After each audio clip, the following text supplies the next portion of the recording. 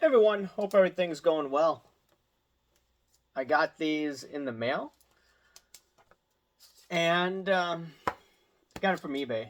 And these are just Linkin Park advertisements for guitars for the late Chester Bennington here. It's from Hammer, and it's a picture of Brad Delson and also Mike Shinoda, two pivotal guys of Linkin Park. And this is what PRS guitars. I'm not a guitar person, or I mean, I don't play guitar, but I do find these pretty nice, and I wanted to add this to my collection because hey, look, this was my band growing up. I used to jam into it all the time, and unfortunately, this guy's no longer around. So it is what it is. I had a chance to see him in 2014, but I missed out. Hopefully, they come back on tour next year with the different singer and they could start jamming again. Now, I wanted to get into the topic of the hobby establishment versus, you could say, the grassroots or Main Street. And in my opinion, the hobby establishment is making a huge mistake when they do videos such as spend $300,000 on a deal. Something like that. That's what Jeff Wilson had the other day.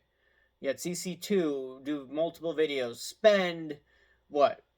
$20,000 within a short period of time. He did that with Whatnot as well. When you see those type of videos, how does the average Joe who has to deal with inflation, who has to deal with the high cost of living, how can the average person relate to that? I don't think a lot can. And if you're trying to get more people in the hobby, when they're seeing these type of things, maybe some people do get amused by it. But if they're little kids and they're seeing this type of stuff, is that the right message you're sending? I don't think so.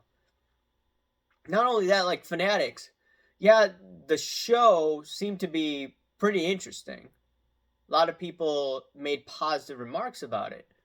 But when they promote guys like Filth Bomb, who has been accused of hanky panky, who has, from my understanding, broken Fanatics' terms of services for breaking, and then on the other end, other breakers who don't follow those rules, they get punished. But Filth Bombs didn't. There's a situation of $20,000 last month, and Fanatics ended up coughing up 20K. So you have to ask yourself the question: is this a good look for the hobby establishment? No, it's not. And they need to do a better job in trying to get newcomers, so they don't get fleeced, so they don't have the wrong perception of this hobby. There's so much shadiness out there. Is that something you want to promote people with?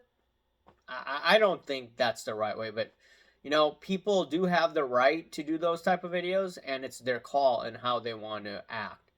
So what I've been thinking of is, why not, I'm on the, alternative side of the hobby, whatever you want to call it. I'm not Main Street, right?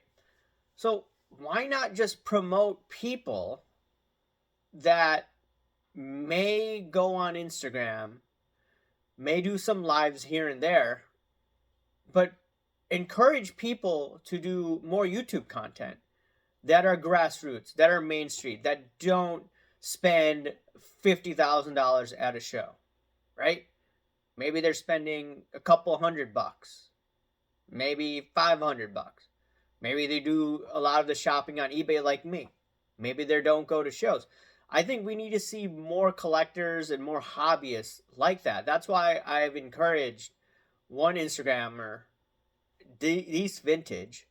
I've told him, hey, look, you have many good ideas. I may not agree with everything that you say, but a lot of people will like that.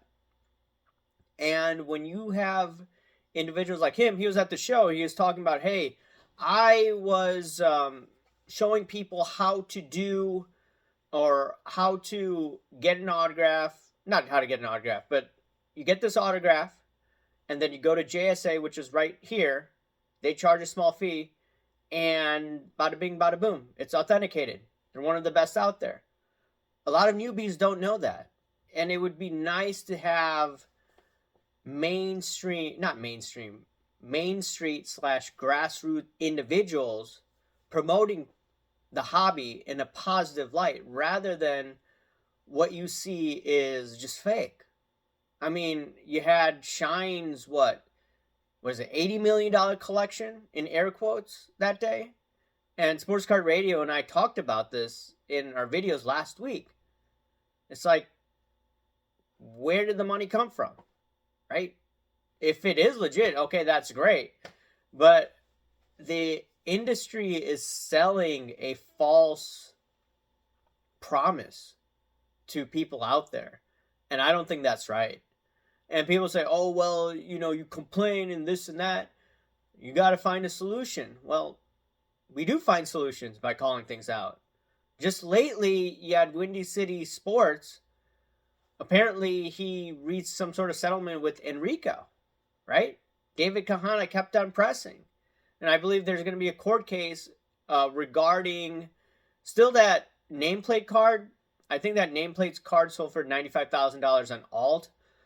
And there's a default judgment. So there could be more proceeds going to Enrico. The reality of the situation is, hey, look, we need good guys in the hobby, and we should encourage, cops. We should encourage individuals that are honest, that will keep people in check, that aren't about clout chasing, that are all about doing the right thing. If we do that as a hobby, it'll organically grow. Rather than this fake clout chasing, all these plants in the hobby, it's all fake.